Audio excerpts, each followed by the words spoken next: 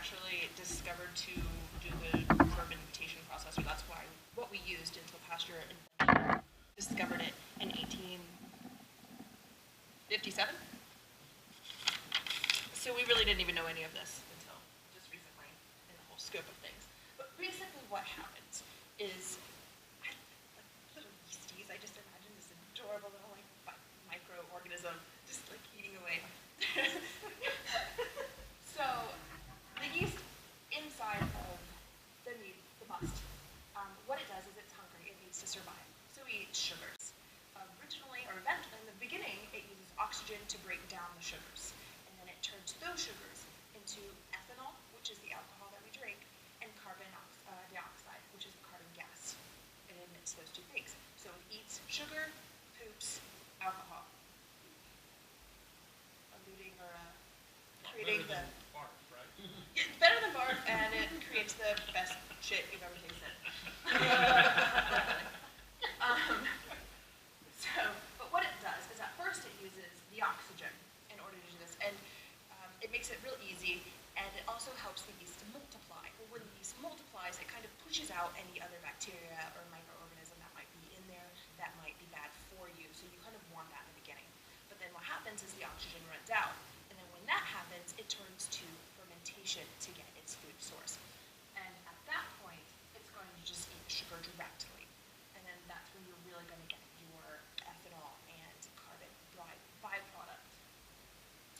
So again, just a really simple yeast eats sugar, yeast comes out alcohol. It's a really great system.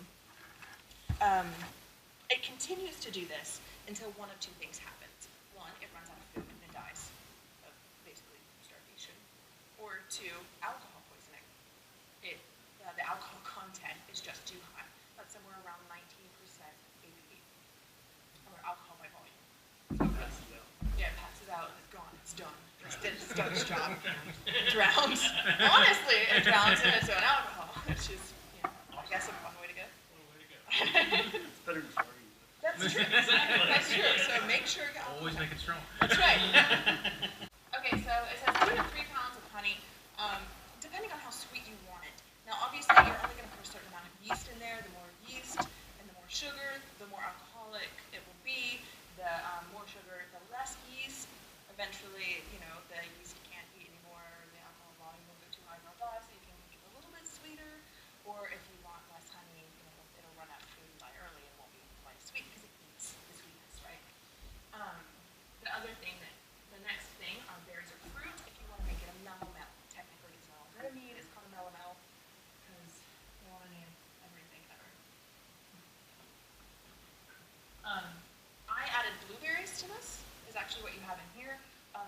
Something like blueberries have tannins in it, and tannins you can actually use to clarify your mead. Apparently that's a big point of pride amongst mead brewers. You want some clear mead, or it's embarrassing. I don't know, mine's, you can kind of see there, it's good. It's fine, it's good. No, but the reason you don't want it to be cloudy is because sometimes cloudy means bacteria. And you never quite know if you're drinking something if it has bad bacteria in it or if it's just cloudy because of the process. So it just kind of helps clarify that. Thank you. I'm here on it.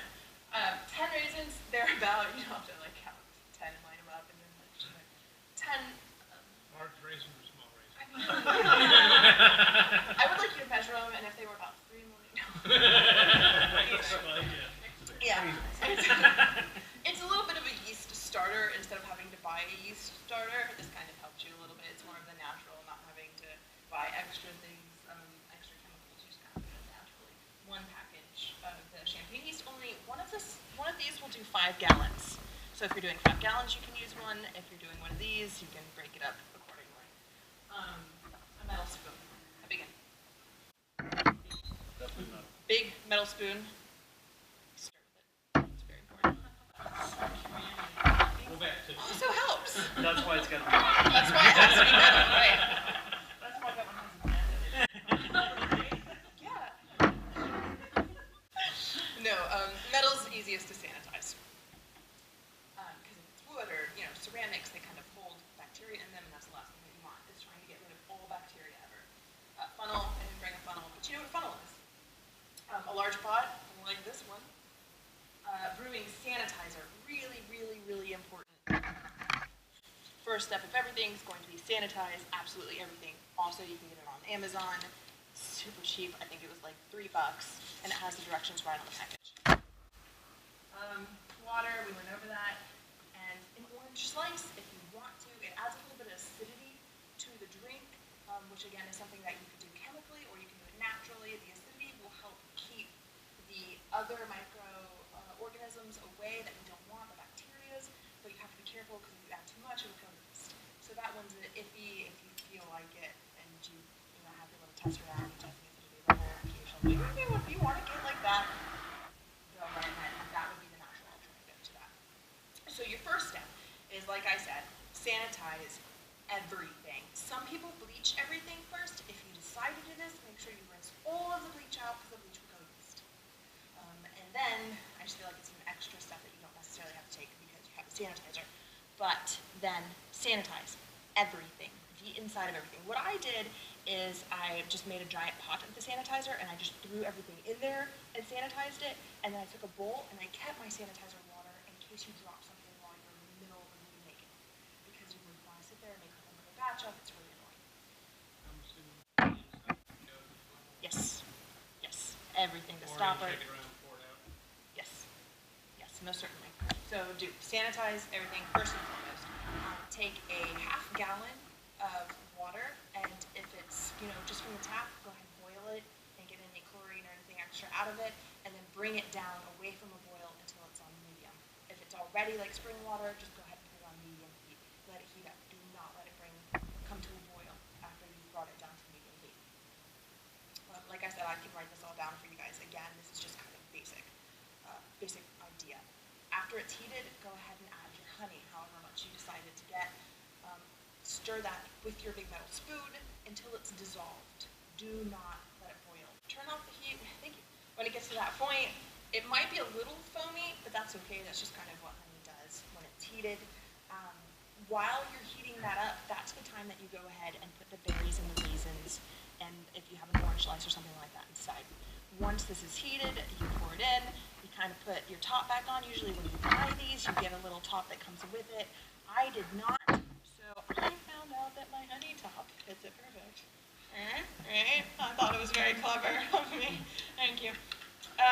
So I just kind of put that on and mixed it up. I got this also on Amazon. The whole thing, honestly, the siphon, the brewing, all that, didn't push me over like $25. It's really cheap overall. And it came 2 days later. It was a fantastic company. So go ahead and pour everything in here. Oh, and that's when you use the funnel that I don't have, but you understand the concept. Like a small hole. Go ahead. No, with. Okay. With. Yes. Yep. Hold that. Yes. Yes. The raisins, the berries, everything extra like that will go in first. You trying to mash the berries? Or? You can. You can mash them. That actually helps the tannins come out a little bit better. That's fine. I didn't. But you can. Just kind of breaks the cell walls down and helps it be able to disperse it. So once all that's in, you pour the honey water mixture, and at this point that's called must, technically. So you pour the must into the gallon jug, you'll put the top on, you'll kind of slowly roll everything around a little bit, and then you're going to want to top that off with cold water. Again, if it's chlorinated, you can kind of boil it first, let it cool down. Top it until you have about 2 inches of headroom on the top. This is because, like I said before, the byproduct of the yeast is going to be a carbon gas, and that creates bubbles and foam, and you want a lot of room for that to kind of expand. So once you put all that on, let it sit. It needs to be under, say, about 90 degrees or room temperature to the touch, or it will kill the yeast before you add it in. The heat it alone will. So once it's nice and cooled down, then you can add the yeast to it so that it survives. At this point, you'll put the top back on and you'll vigorously shake it because you're wanting to get the yeast all over, all around it. Just kind of, it's a really good arm workout. It's really hard, I'm not going to lie. I think I cried a little. It was really heavy and hard. That might be overdoing it.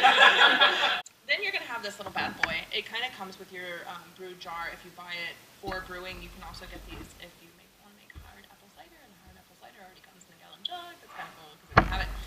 And you get a top that comes with it, unlike I did. This is your little airlock. This is going to make sure that the carbon gas can get out, but more oxygen can't get in. Some of them look really funky and really cool and scientific and like do really cool loops, and so I didn't get that one.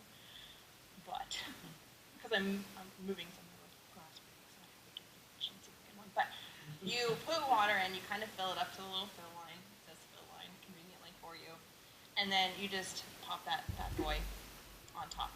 And that's going to allow, like I said, those carbon gases to release and nothing to be able to get back in again, which is important because those yeast need to eat up all the oxygen that's in there. Keep it in a cool, not cold, but cool. I kept mine in my closet in the back during winter. In cool space, dark space. Photons can kind of mess with bacteria. It kills it, it changes things, which is, again, why I say don't do the historic method where you just leave it out in the sun because you don't know what's going to happen. It's very, no sun teeth. The variables are too great. You're going to leave it for, they say 4 to 6 weeks, but I say go the full 6 weeks, don't be impatient, because one of the dangers of making mead, there are a couple, it's easy overall, but you can get exploding bottles, because it is emitting carbon, right? So what happens is people are like, oh, 4 weeks, I'm good, let's go. The bubbles have stopped, I'm excited. And they bottle it, and then it continues the fermentation process inside of the bottle, and they explode. This has happened to friends of mine before, so it does happen. Don't have exploding bottles. Don't be that guy. Like, wait the full 6 weeks. A little bit more if you want. Some people say, you know, yeah.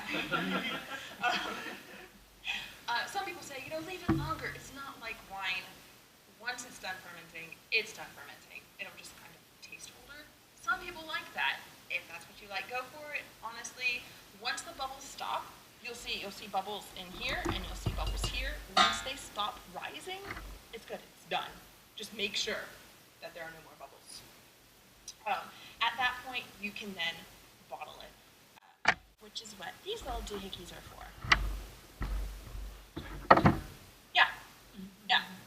Yeah. Type it into Amazon, doohickey. Fermenting doohickeys. Fermenting doohickeys. Give you a whole catalog. AKA siphon.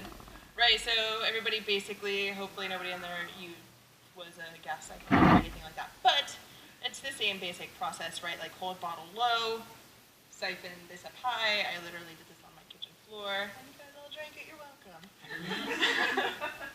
And it was kind of hard because what happens is you do get the sediment at the bottom.